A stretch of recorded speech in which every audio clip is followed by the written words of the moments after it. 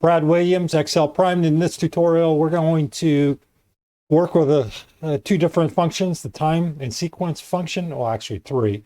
The time, sequence, and hour function. And what we're going to do is start with a specific time, and we want 12 sequential times after our start time. Here's the layout. We have time, sequence, hours. Here's the formula.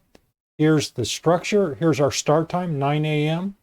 And let me just go over a little bit about each. Okay, the time, well, that's clearly, we'll discuss time. That's just normal time. Sequence, it's going to take our start time. We're going to adjust it based on the sequence arguments. And we have a couple different arguments. We have rows, columns, start, and step. What does that mean? That means we're going to have sequence. If you look here up at the active formula, we have the functions. So here we're going to look at the sequence. We have rows. We're going to start at 12. We want 12 rows. We're going to start at 1, and then we have one column, and then our start would be hour, C4. That would be this 9 a.m. If we remove all of this and we go back to time, time is going to go hour. Well, our hour is going to be really 9 a.m.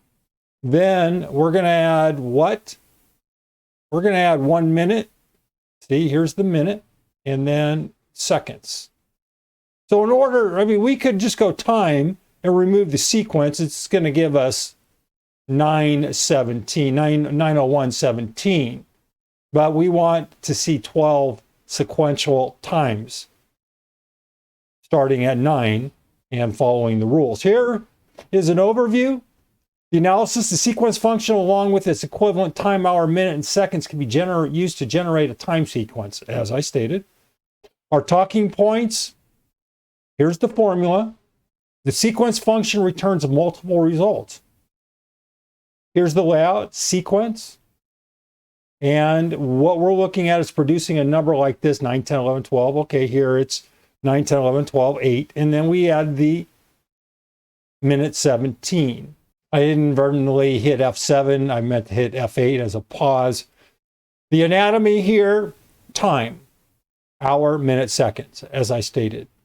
Sequence, rows, columns, start, step. Serial number, a valid Excel time. That would be here. Other than that, it's pretty straightforward. It's just a timeline with sequential hourly increases, and you can adjust this based on a whole other set of instructions. We could change the start time, the start, the step, and we'll get into that later. But this is just an introductory to the three different functions.